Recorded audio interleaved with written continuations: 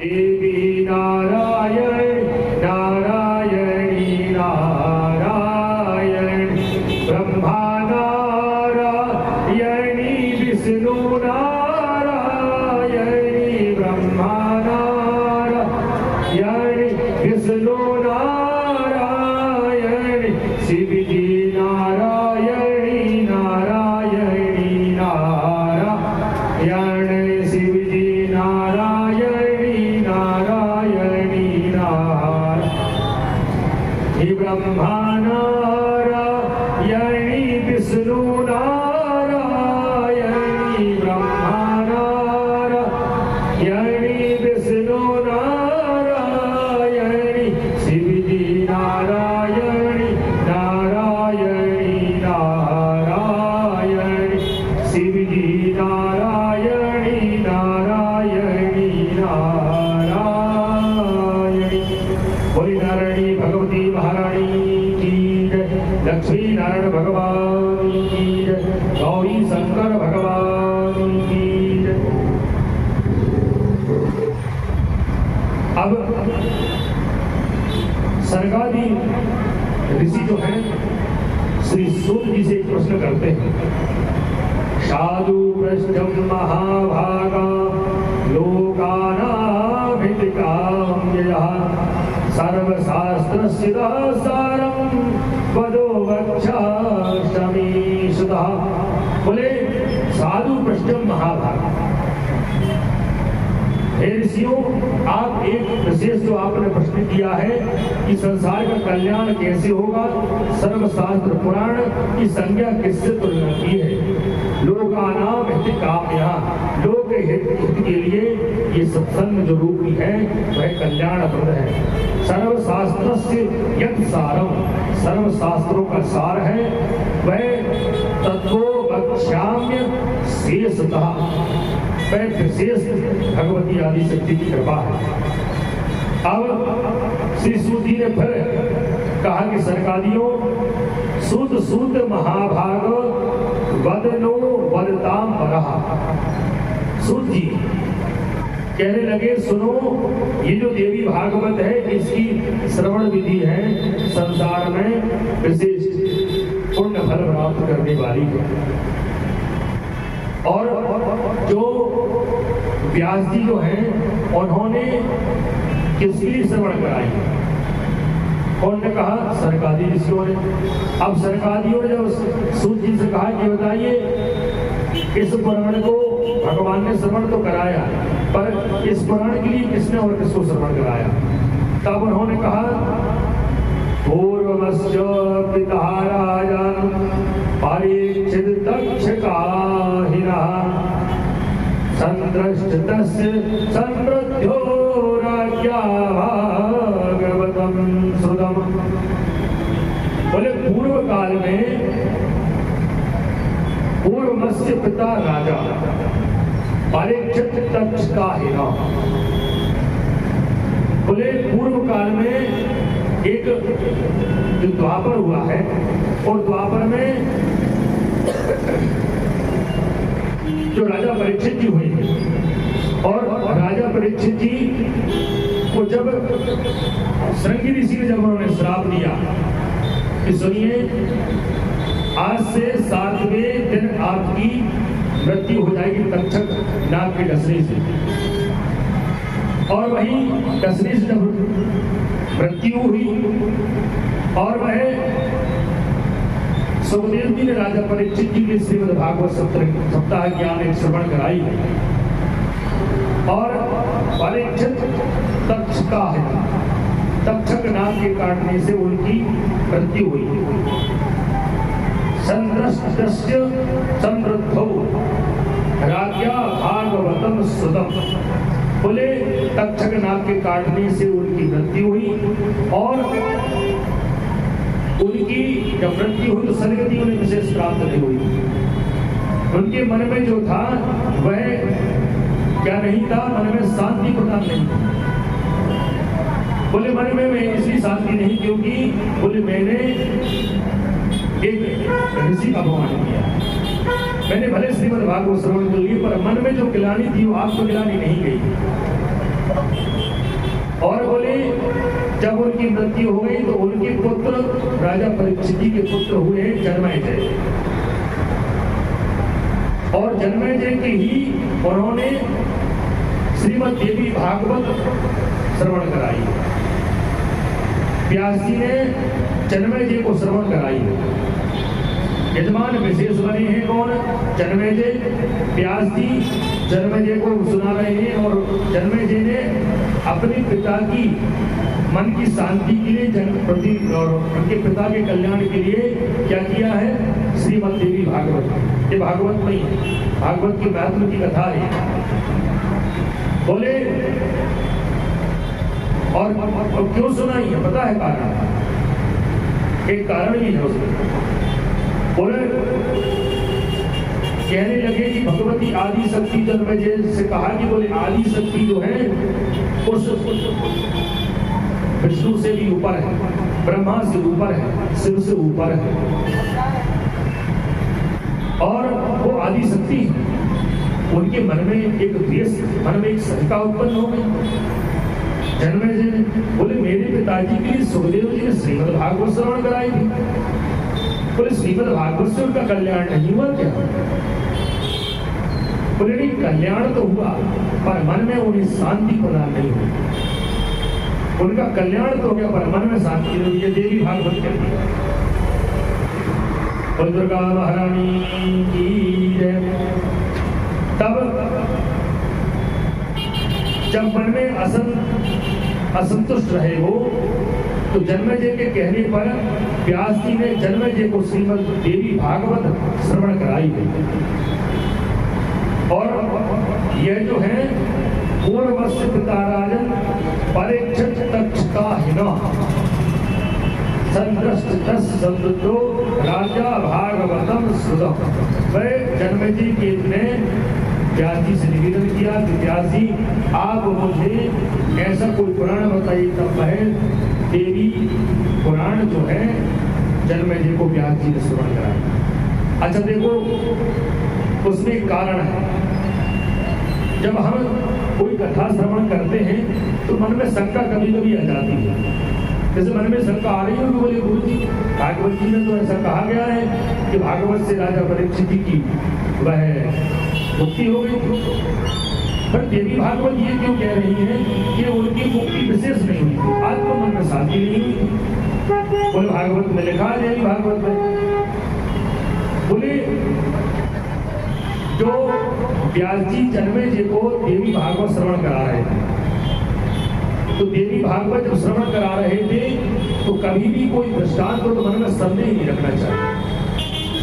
यदि मन में संदेह रखोगे तो उसका जो आप पुण्य कर रहे हैं पुण्य क्षीण हो जाएगा और आप आपके भागी बन जाओगे। ये देवी भागवत कहते हैं। अब जब उन्होंने पुराण का वाचन प्रारंभ कर दिया, कौन ने? व्यास जी ने जन्मेजय राजा परीक्षित जी के पुत्र को। और जब देवी भागवत में विशेष विशेष दृष्टांत सुनाए, फिर उनके जो परदादा थे, उनके जो भीम दादाजी थे, परदादा, क्योंकि परीक्षित हुए, परीक्षित जी के पुत्र हुए। बोले उन्होंने जब व्यास जी ने बताया कि बोले आपके जो परदादा थे भीष्म दादाजी, बोले उन्होंने जब महाभारत युद्ध किया और वो जिससे भी युद्ध करते थे और जिन जिन जीवों को और जिन जिन योद्धाओं को और जिन जिन से भी उनका युद्ध हुआ है, उन्होंने जिन जिन को पछाड़ा है, ऐसे ऐसे जीव जंतुओं जिनसे युद्ध हुआ उनका, और जिन जिन को पछाड़ कर घुमाकर आकाश में फेंका है, आज तक पृथ्वी पर नहीं आए।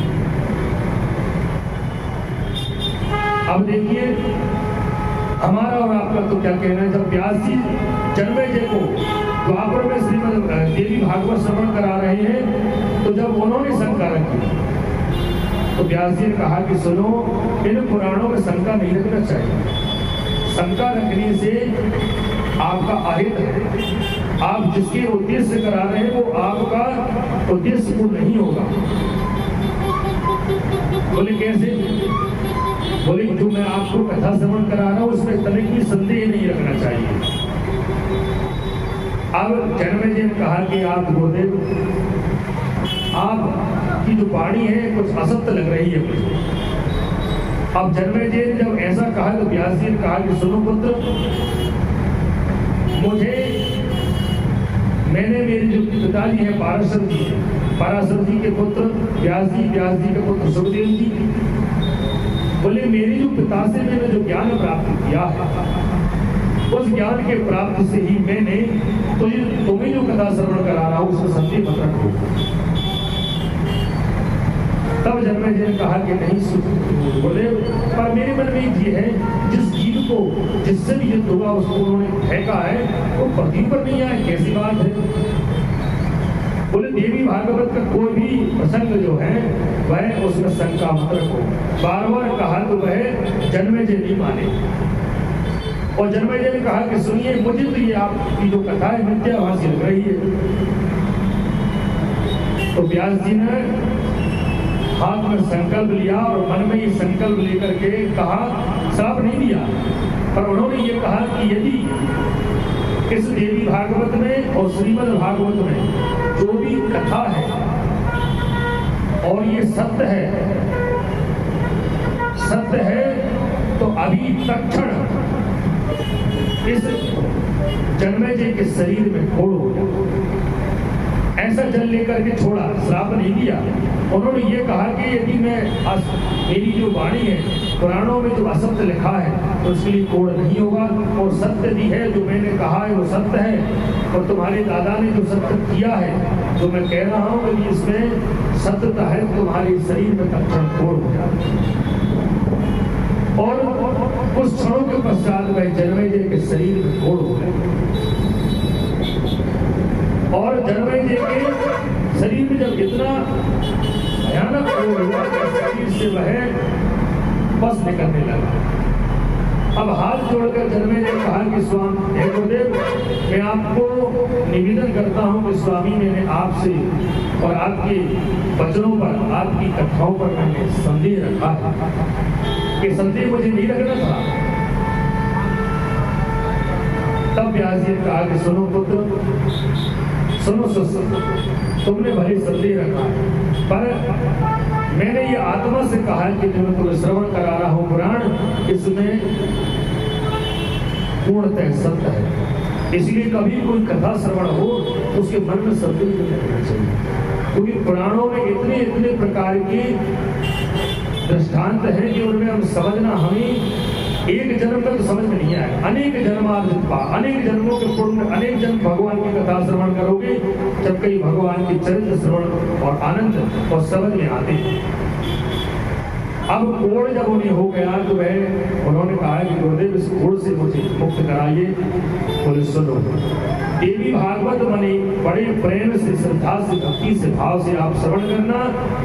इस 9 दिवसीय 9 दिन की होती देवी भागवत। इस 9 दिवस में तुम बड़े प्रेम से भगवान का पूजन, भगवती की आदि शक्ति की आराधना करना।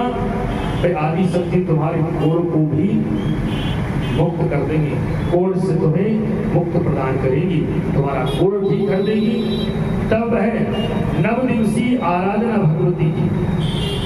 9 दिवसे श्रीमद् दिव्या समुखाम्बुजात त्रैलोक्य मातरम देवी पूजित्वा विधानतः।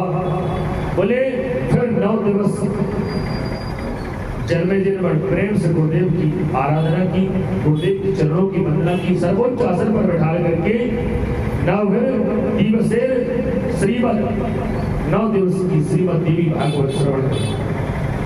और व्यास जी के मुखारविंद से श्रीमद् देवी भागवत श्रवण करी। त्रैलोक्य मातरम देवी, त्रैलोक की जननी है, आदि शक्ति है। पूज्य विधान कहा, पूर्ण विधि विधान से वह नवान पारायण रूप में 9 दिवसीय वह कथा श्रवण की। और राजा परीक्षित जी उसी समय कहने लगे, सुनिए, जब वो अपने स्वरूप में आए तो अपने पुत्र को समझाने लगे, तूने देख तेरे गुरुदेव का अपमान किया, एक मैंने अपमान किया था तो मुझे श्राप मिला था, एक तूने अपमान किया तो देख तेरे शरीर में भी कोड़ हो गया। अब इस कोड़ से मुक्ति के लिए तू बड़े प्रेम श्रद्धा से उस भगवती आदि शक्ति देवी भागवत का पाठ श्रवण कर। तो दोनों ने मिलकर के परीक्षित जी ने और जन्मेजय ने दोनों ने पुत्र और पिता ने मिलकर के देवी भागवत श्रवण की और देवी की कृपा से सत्य लोक प्राप्त हुआ। बोल दुर्गा महारानी की जय। अष्टादश पुराणानां मध्ये सर्वोत्तमं परम देवीं भागवतं नाम सर्वकामार्थ मोक्षदं। बोले सुखदेव जी ने राजा परीक्षित जी उसने भागवत श्रवण कराया। देखो जी तो कथा में संत बोले गुरु जी हम भी थोड़े कंफ्यूज थे, थोड़े ऐसे थे कि कथा में थोड़ा सा अलग है पर यही है। बोले अब जब सूत जी ने सनकादि ऋषियों से कहा कि सुनो तुम्हें कुछ समझ में मन में संदेह तो नहीं है। बोले मन में जो संदेह था वो आपने हमें संदेह हमारा नष्ट कर दिया है। आप बोले इस पुराण करने से क्या फल की प्राप्ति होती है आप हमें बताइए। बोले अष्टादश पुराणानां मध्ये सर्वोत्तमं परम। वह 18 पुराणों में पंचम जो पुराण है वह देवी भागवत है और देवी भागवत 18 पुराणों का श्रृंगार है। पूरे 18 पुराणों में जो पूर्ण श्रृंगार है वह देवी भागवत है। सर्वोत्तम परम देवी भागवत नाम। देवी भागवत जो है धर्म कामार्थ मोक्ष, धर्म अर्थ काम और मोक्ष की प्राप्ति कराते हैं, चारों पुरुषार्थ की प्राप्ति कराते हैं। बोले सुधाम बोले सुधानाम प्रयोगे एवं नरास्याद जन्मावह दिव्या अथा मृतम कुर्यात् कुल देवा भारिता। बोले अमृत से क्या प्राप्त होगा।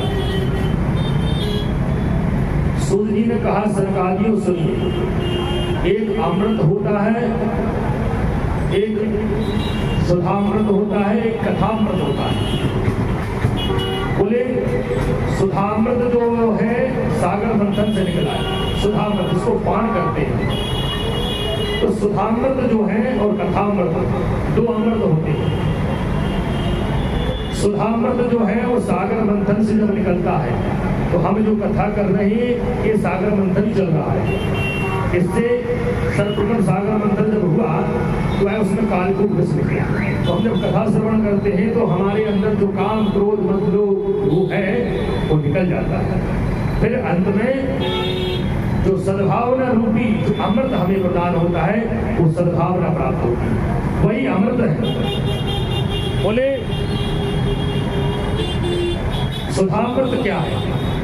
बोले सागर मंथन से जो निकला है वो सुधामृत है और कथामृत जो है वो कथामृत क्या है, वो कौन सी श्रीमद् देवी भागवत है, वो कथामृत है। अब सनकादियों ने कहा कि सुधामृत और कथामृत थोड़ा हमें विवेचन बताइए। बोले सुधामृत जो है वो आपको अमर बनाएगा। सुधामृत जो है अमृत आप पियोगे तो आपको अमरता प्रदान होगी पर आपको अभयता प्रदान नहीं होगी। बोले कथामृत जो है सुधामृत में यही अंतर है।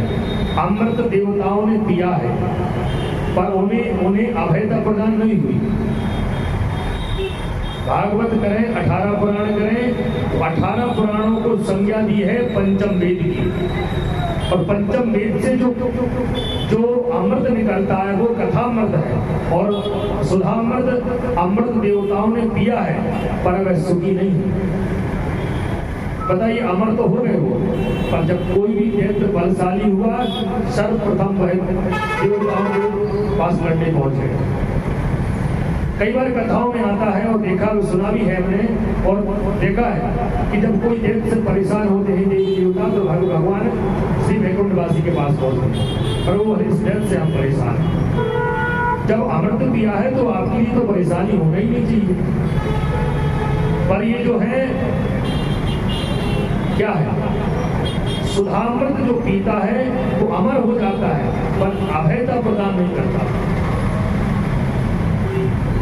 ये भागवत कहती देवी भागवत कहती और बोले जो कथामृत प्राप्त करता है कथा अमृत से क्या होता है अनेक जन्मार्जित पाप चौरम सौराग्रगण्यम पुरुषम नमामि। कथा प्राप्त करने से आप अमृत पिएंगे तो आपके लिए कल्याण है, आप अमर हो जाओगे। पर कथामृत श्रवण करोगे तो आप श्रवण कर रहे हो जिसके द्वारा दिया हुआ जो शरीर है, पिता का दिया हुआ शरीर है, पितरों का दिया हुआ जो शरीर है, वो पिछली पीढ़ी और आने वाली पीढ़ी सभी को वह तार देती है। उसी को कहते कथामृत। सुधामृत आपको अमर बना सकती है पर आपको मुक्ति प्रदान नहीं करेगी, पर कथा जो है कथामृत आपको मुक्ति प्रदान करेगी। बोल देवी भगवती महारानी की जय। वही कथामृत है और यही सुधामृत है, इसमें ये अंतर है। ऐसे ही जब उन्होंने कहा सूत जी ने, तो सनकादि बड़े प्रसन्न हो गए कि आपने हमारे मन में जो शंका थी वह शंका का आपने समाधान कर दिया है, तो वही अमृत हम आपसे प्राप्त करना चाहते हैं। अब सूत जी ने कहा कि सुनिए महाभागो, मैं आपको एक विशेष दृष्टांत श्रवण कराता हूँ। सूतौवाच वसुदेवो महाभाग कथं पुत्रमवाप्तवान् कसेन पुत्रकृष्णेन भ्रमतामीशितं कथा। बोले एक बार क्या हुआ, महाभाग वसुदेव जी अपने पुत्र को किस प्रकार प्राप्त किया। वसुदेव जी देखो, कथाओं में से भी कथा निकलती है, ये भगवान का चरित्र है।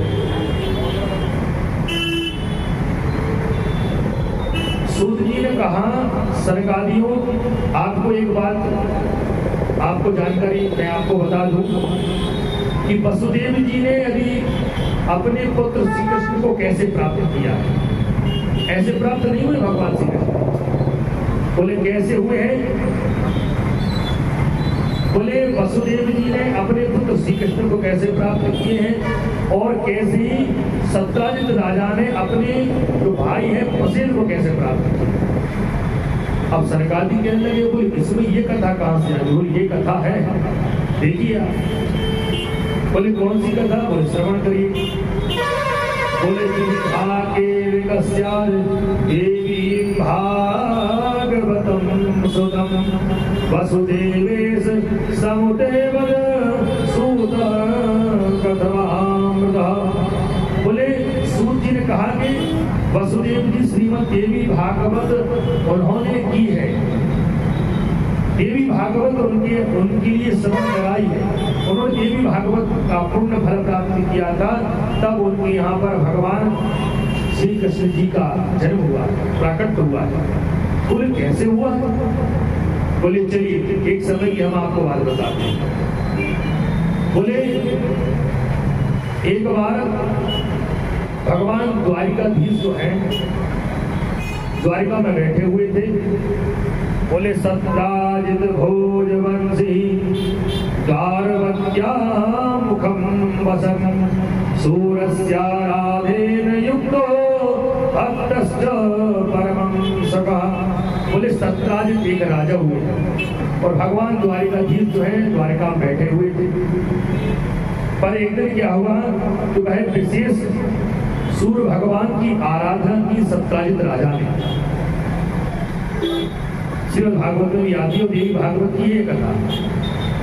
तो देवी भागवत में कहते हैं सूत जी ने कहा कि सनकादियों, एक बार भगवान द्वारिकाधीश घर में बैठे हुए थे, द्वारिका में बैठे थे और सत्राजित राजा बड़े प्रतापी थे। उन्होंने सूर्य भगवान की आराधना की। सूर्य भगवान की आराधना करके उन्होंने एक स्यवंतक मणि को प्राप्त किया। सूर्य भगवान प्रसन्न हुए और सूर्य भगवान जब प्रसन्न हुए तो उन्होंने स्यवंतक मणि उन्हें प्रदान कर दी। और वो इतना उसका प्रभाव था कि वो जिस जगह पर जाते, जिस जगह से निकल के जाते, तो वह उन्हें इतना प्रकाश था उस स्यवंतक मणि में कि वह प्रकाशमान पूरा क्षेत्र होने लगता। सब उन्हें ये समझते थे कि सूर्य भगवान आ रहे हैं। ये मन में सभी के मन में आने लगा। एक दिन अचानक क्या हुआ, कोई कारण जब सभा होने लगी तो वह सत्राजित राजा जो थे वह द्वारिका में पहुंचे और द्वारिका में पहुंच करके जब जैसे प्रविष्ट होने लगे तो सभी द्वारिका वासियों ने समझा कि सूर्य भगवान आ रहे हैं। और जैसे ही पास में आकर देखा तो भगवान द्वारिकाधीश ने कहा कि ये सत्राजित राजा है। बोले सूर्य भगवान नहीं है तो सूर्य मत समझो। तो बोले तेज तो वही है। बोले इन्होंने सूर्य भगवान की तपस्या की है और उस तपस्या के पुण्य के फल से सूर्य भगवान ने समंतक मणि प्रदान की। और नित्य प्रति जो 8 बार सोना प्रदान करती है, 20 तोले का 1 बार होता है, तो 8 बार नित्य प्रति सोना प्राप्त करती देती थी। अब सभी द्वारिका वासियों ने कहा कि अरे ये मणि जो है ये राजा के लिए शोभनी नहीं लग रही है। तो ये मणि हम चाहते हैं कि हमारे द्वारिकाधीश के गले में होती तो कितना सुंदर रहते भगवान, परम सुंदर है भगवान, पर इनके गले में भी ये मणि पहुंचे तो कितना आनंद आएगा, कितने सुंदर लगेंगे द्वारिकाधीश। अब किसी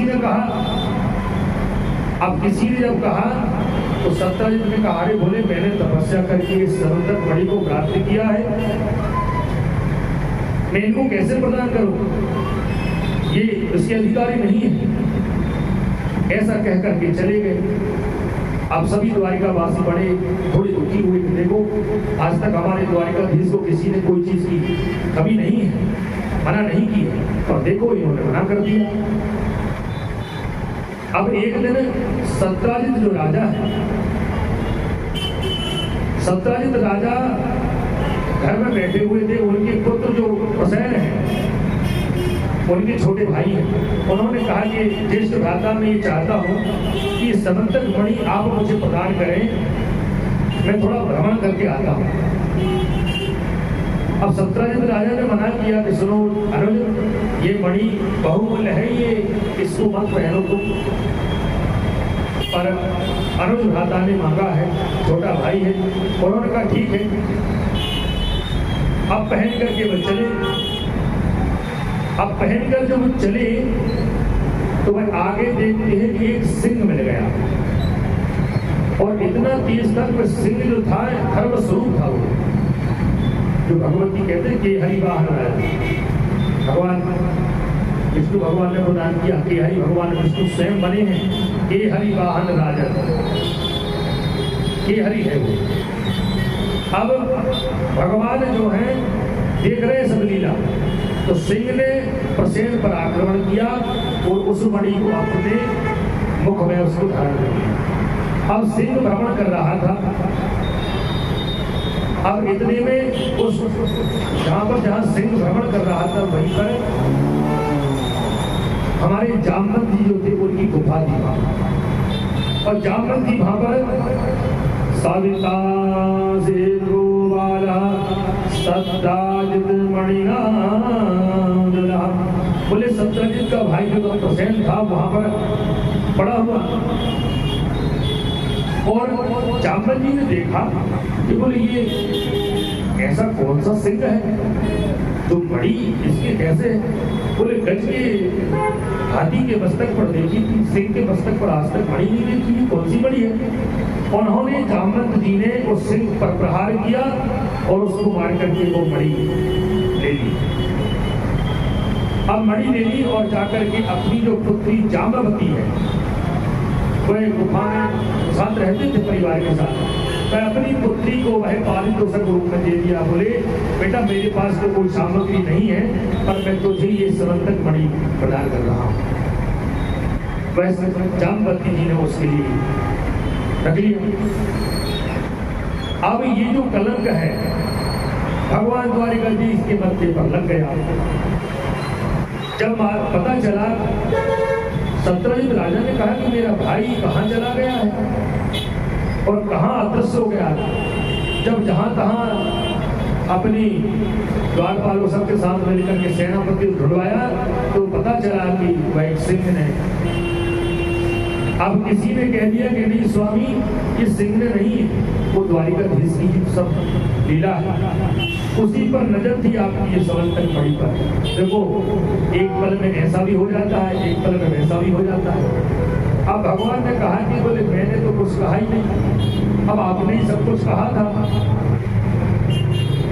करणे करणे कंजना, धीरे धीरे वह बात भ्रमण करते करते घूमते घूमते द्वारिकाधीश के कानों में पहुंच गई। बोले जो बड़ी जो चोरी हुई है भाई अदृश्य हुआ है, अलोप हो गया है, वह भगवान श्री कृष्ण ने कुछ किया है, द्वारिकाधीश ने कुछ किया है। बड़े दुखी होने लगे, देखो मुझे तो कोई पता नहीं है। फिर वह भगवान जो है इस कलंक को मिटाने के लिए वह आगे चले। उन्होंने उस जंगल में जाकर देखा तो वह एक सिंह पड़ा हुआ है।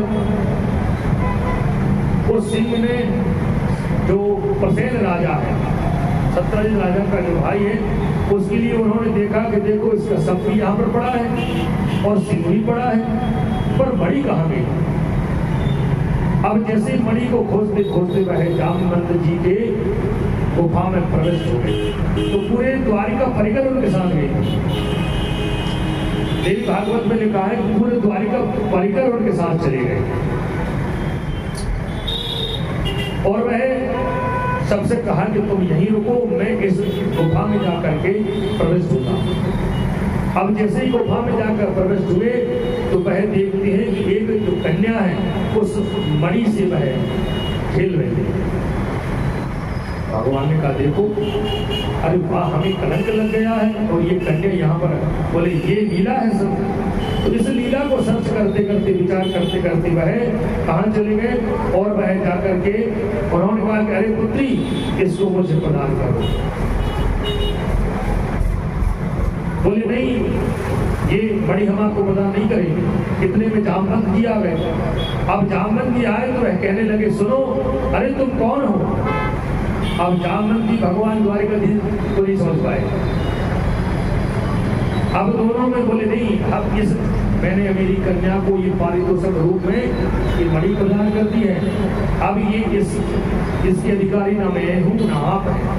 बोले मैं जब तक इस मणि को लेके नहीं जाऊंगा, जो कलंक जो लगा है वो कैसे मिटेगा। बोले हम नहीं जानते। अब जामवंत जी में और भगवान में युद्ध हो गया और वह युद्ध जो था वह 27 दिन तक निरंतर युद्ध चलता रहा और वह इतना भीषण युद्ध हुआ। अब युद्ध हो गया और भगवान लौटे ही नहीं। अब 27 दिन ऐसे थोड़ी 27 दिन, अब भगवान के 27 दिन समझ लीजिए। जब लौटे नहीं तो सब द्वारिका वासियों ने वसुदेव जी से कह दिया, अरे सुनिए प्रभु सुनो तो। बोले आपकी जो पुत्र है, बोले आपके पुत्र जो हैं वो गुफा में गए हैं और लौटकर अभी तक नहीं आए।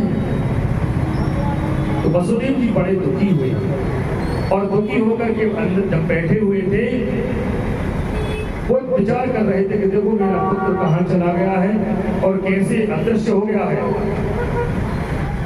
और यही विचार कर रहे थे तो क्या कहते हैं, और अजा अथा जवान भगवान देवर्षि ब्रह्मलोकतः उत्थायन्तं प्रणश्यालो वसुदेवो व्यभूत्या। बोले उसी समय देवर्षि नारद जी पधारे। कहाँ पर? द्वारिका में। और देवर्षि नारद जी ने कहा कि सुनिए प्रभु क्या बात है। पर हमारे वसुदेव जी ने बड़े प्रेम से उनके चरणों में लिया, पूजन पाठ किया और बोले चिंता क्या बात की है। बोले वसुदेव जी ने कहा कि पुत्रो में प्रिय कृष्ण प्रसेना परे साकं पदं गत्वा नियतं तत्क्षणे यदा। बोले सब द्वारिका सोनी लग रही है और मेरा कृष्ण कहाँ चला गया है। बोले कोई कह रहा था वो गुफा में प्रवेश हो गया है और वहां से लौट कर नहीं आया है। उन्होंने कहा कि सुनिए, नारद जी ने कहा कि पुत्र प्राप्ति यदुश्रेष्ठ श्रीदेवी भागवती, श्रीमद देवी भागवत करो, अंबिका की आराधना करो। बोले अंबिका की आराधना करो। बोले तस्या आराधने नैव श्रद्धा श्रेयो हृदास्ति। बोले श्रद्धा भक्ति भाव से आप बिल्कुल चिंता मत करो, अम्बा की शक्ति आराधना करो, अम्बा की। और वह भगवती अम्बा की वह देवर्षि नारद जी ने अम्बा की शक्ति की प्रभाव बताया। अब अम्बा शक्ति की आराधना का प्रभाव बताया। बोलिया शक्ति भगवती नित्या सच्चिदानंद नंद रूपणी परात्पर परहत्या देव मया प्राप्तम विदम जगत। बोले यासा भगवती नित्या, ये भगवती नित्य आराधना करने वाली है।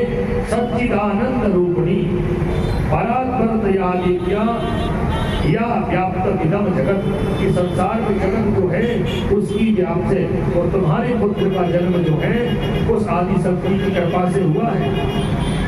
बोले अच्छा ऐसे हुआ है? हाँ, वही शंकर जी को, विष्णु को और ब्रह्मा जी को शक्ति प्रदान करने वाली है।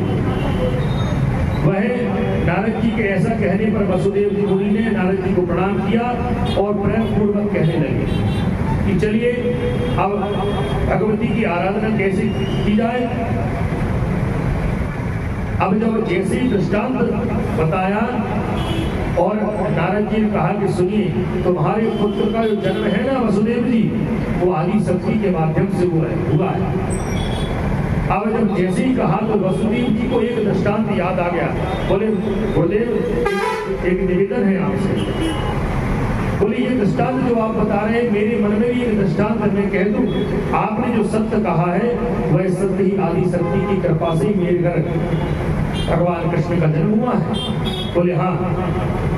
बोले एक समय की बात है कि पूर्व काल में पुराण भोगिरा कंसो देवज्ञा वर्गवासता ज्ञात्वात्मा मृत्युम पापो परम साज्ञान स्मृति।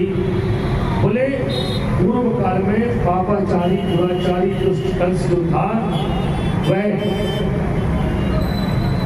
उसने मेरे पुत्रों को मारना प्रारंभ कर दिया, वसुदेव जी ने कहा। और वह आकाशवाणी हुई थी अस्यास्तमम अष्टमो गर्भ, 8वें गर्भ से जो शिशु जन्म होगा वही तेरा काल होगा। वह आकाशवाणी तो मैंने सुनी। फिर उसके बाद मैं उस कंस के कारागार में बंदी बनकर के रहने लगा और मेरी जो पत्नी है देवकी रहने लगी। अब उसी समय गर्गाचार्य जी आए और गर्गाचार्य जी ने आकर के मैंने प्रणाम किया। बड़े दुखी थे हम कि हमारे देखो संतान तो है, पर संतान के साथ कंस जो है ऐसे उन्हें मार रहा है। तब गर्गाचार्य जी ने कहा कि सुनिए, आपके जो 6 पुत्र मार दिए गए थे उनका अब शोक मत करो और तुम आदि शक्ति की आराधना करो, वो जो अम्बा शक्ति है। अब वसुदेव जी ने कहा कि सुनो, हम यहाँ भी कंस के कारागार में यदि भगवती आदि शक्ति की आराधना करेंगे तो कंस समझेगा कोई क्रोध का नाटक चल रहा है, कोई प्रयोग चल रहा है, तो एक नई विडंबना खड़ी हो जाएगी। अब बोले क्या किया जाए? बोले गुरुदेव आप ही कोई ऐसा मार्गदर्शक बताइए, वो ज्ञान प्राप्त कराइए। आप अब आप गुरु हैं, यदुवंशियों के आप कुल पुरोहित गर्गाचार्य जी, उन्होंने एक विशेष आराधना बताई। बोले सुनो, तुम नहीं कर सकते पर उसका संकल्प मुझे दे दो, मैं उसका संकल्प ले जाकर के मैं विंध्य पर्वत पर जाकर भगवती आदि शक्ति की आराधना करूंगा। ओम निरुद्धम कंस के हम जा। बोले कंस को पता भी नहीं चलेगा, यहाँ करोगे तो विलंब होगा, इसीलिए मैं जाकर के विंध्य पर्वत पर भगवती आदि शक्ति की आराधना करूंगा, क्योंकि यहाँ करने में अपन समर्थ नहीं है, क्योंकि वह कंस जो राजन है उनको ये लगेगा कोई प्रयोग चल रहा है, इसीलिए मैं जाकर भगवती की आराधना करूंगा। अदगर्ग मुनि प्रीत्या मया संप्राप्तितो गमतः आरिधारत दुर्दश्य विद्यार्थी ब्राह्मणी साधे। ब्राह्मण देवता को साथ लेकर के गर्गाचार्य जी चले गए और गर्गाचार्य जी विंध्य पर्वत पे जाकर के वह वसुदेव जी से संकल्प लेकर के उन्होंने आराधना, और वही आराधना जब प्रारंभ हुई भगवती आदि शक्ति जो है अम्बा मैं प्रसन्न हो गई और प्रसन्न होकर कहने लगी, सुनिए गर्गाचार्य जी, मैं आपकी आराधना से प्रसन्न हूँ और मैं प्रसन्न हूँ, और मैं आपसे एक निवेदन करती हूँ, सुनो, जाकर के जिसके प्रति आप जो संकल्प लेकर आए ना वसुदेव जी, कह देना कि वह मेरी ही आशीर्वाद है। 8वां गर्भ जो है भगवान श्री कृष्ण होंगे, पुत्र उनके भगवान प्राप्त होंगे, और मेरा जो अवतार होगा यशोदा के गर्भ से होगा, यशोदा गर्भ संभवा, और वो आदि शक्ति जो है वसुदेव जी से कह देना कि जो 8वां संतान होगी वो उसके लिए गोकुल में कर दे, और भाग्य यशोदा के गर्भ से मेरा जो प्राकट होगा वही उस शक्ति को यहाँ पर लेकर आए, वही आदि शक्ति। और भगवती आदि शक्ति में अवतरित हुई। नंद गोप ग्रही जाता यशोदा गर्भ संभवा ततस्तौ नासिष्यामि विंध्याचल निवासिनी। विंध्य पर्वत पर भगवती आदि शक्ति विद्यमान है, और जब मैं वहां पहुंचूंगी और कंस जब मुझे मारेगा और जैसे मारने का प्रहार जैसे पृथ्वी पर करेगा तो मैं वहां से छोड़ करके अष्टभुजी रूप में अवतरित हो जाऊंगी और उसे वहां कह दूंगी कि तेरा अब जो है तेरे पापों का खड़ा बढ़ चुका है, तेरी मृत्यु अब निकट है। ऐसा उन्होंने कहा, ऐसा जैसे कहा उन्होंने, बड़े गर्गाचार्य जी प्रसन्न हो गए और गर्गाचार्य जी आशीर्वाद लेकर आए और वसुदेव जी और देवी जी से कहा कि सुनिए, अब मन में आप कोई कष्ट नहीं रखिए, भगवती आदि शक्ति ने आशीर्वाद प्रदान किया है। 8वें गर्भ में भगवान की जो नारायण है वह अवतार लेंगे, भगवान विष्णु कृष्ण के अवतार में होंगे। बोले मेरा भी अवतार होगा यशोदा जी गर्भ में, और वहां से मैं छोड़ करके विंध्य पर्वत पर विद्वान होंगे। वही विंध्याचल जो मिर्जापुर यूपी में आता है, मिर्जापुर इसको कहते हैं, विंध्याचल पर्वत पर भगवती विराजमान है, वही अम्बा शक्ति, वही आदि शक्ति। वही आदि शक्ति महारानी की जय। और भगवती वहीं से जो है मथुरा से सीधी भगवती जो है कहाँ चली गई, विंध्य पर्वत पर विराज हो, गोकुल से आकर के यहाँ मथुरा में, और मथुरा से सीधी विंध्य पर्वत पे विंध्याचल में पहुंची। वही भगवती आदि शक्ति जो है उनकी हम श्रीमद देवी भागवत, फिर नारद जी ने कहा बड़ी हम प्रसन्न हो गए, आपको तो सब पता है। फिर नारद जी ने 9 दिवसीय श्रीमद देवी भागवत जो है द्वारिका में भगवान श्री कृष्ण जी के प्रकट है, आप पर श्रवण कराइए। कौन ने? नारद जी ने वसुदेव जी के, और वसुदेव जी की ये कृपा है, उन भगवती की कृपा है वसुदेव जी पर। आज देवी भागवत की कृपा से जैसे ही पूर्ण फल प्राप्त हुआ, अंत में भगवान की ऐसी कृपा हुई, भगवती की कृपा हुई। और यहाँ पर युद्ध चल रहा था, कौन का? जामवंती का, भगवान का।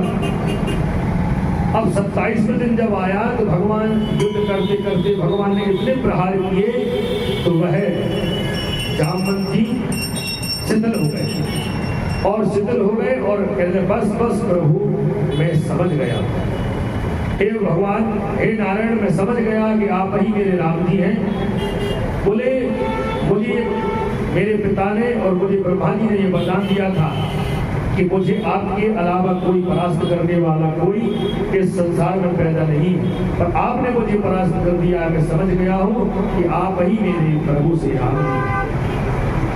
कित मुरली कित चंद्रका कित गुप्त के कारण अपने जन के कारण श्री कृष्ण भय रघुनाथ। उन्होंने कहा नहीं, मुझे ये अवतार में आनंद नहीं आ रहा है। जामवंत जी ने कहा सुनिए, आप तो प्रभु राम जी का दर्शन कराइए मुझे। तो भगवान ने जो है जामवंत जी के लिए अपनी गुफा में राम जी के दर्शन किए। बोले प्रभु अब ये मणि तो मैं आपको नहीं दे सकता। बोले क्या करें?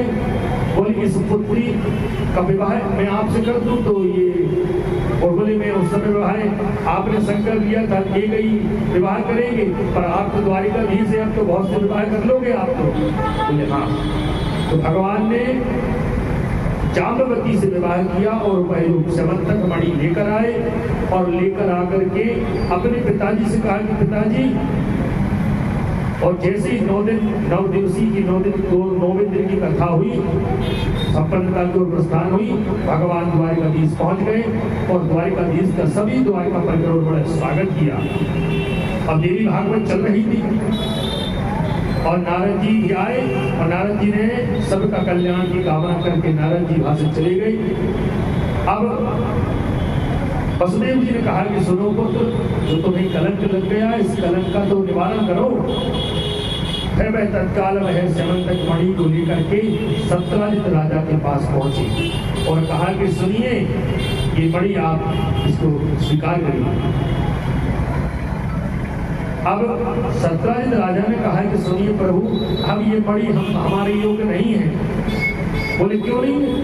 बोले आपकी पूरे द्वारिका, पूरे आपकी जो राजन है, आपके क्षेत्र के सभी लोग ये कह रहे हैं मैंने चोरी की है, अब मैं सबके सामने दूंगा, तब तो मेरा ये कलंक मिटेगा।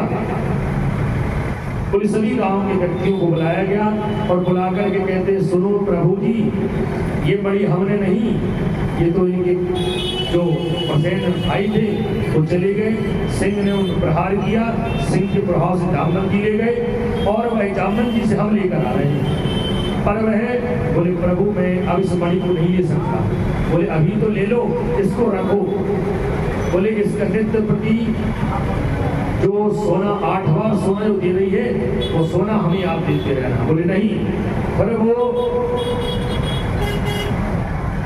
वह उनकी पुत्री से कहा, बोले सत्यजित राजा ने कहा कि स्वामी प्रभु, इसका विवाह, पुत्री का विवाह है, आप मेरी पुत्री का विवाह आप कर लीजिए इससे, और जो मणि है मैं उसको दे दूंगा, तो ये मणि आपके साथ चली जाएगी। वह भगवान की ऐसी कृपा हुई और भगवती आदि शक्ति की ही कृपा से भगवान द्वारिकाधीश के जो कलंक से मुक्ति हुई, कलंक उनके ऊपर से चला गया। और वही आदि शक्ति श्रीमद देवी भागवत जब द्वारिका में हुई है, नारद जी ने वसुदेव जी को श्रवण कराई है श्रीमद देवी भागवत, और यहाँ पर व्यास जी जन्मेजय को श्रवण करा रहे हैं। ये भगवती देवी भगवती आदि शक्ति के पुराण है। इसमें बहुत विशेष अद्भुत कथाएं हैं। ऐसी कथाओं को श्रवण करने में हमें अनेक जन्मों के पुण्य के फल की प्राप्ति होती है। अब भगवती आदि शक्ति जो है, कल हम कथा पुनः प्रारंभ करेंगे और आज की कथा का यही विश्राम होगा।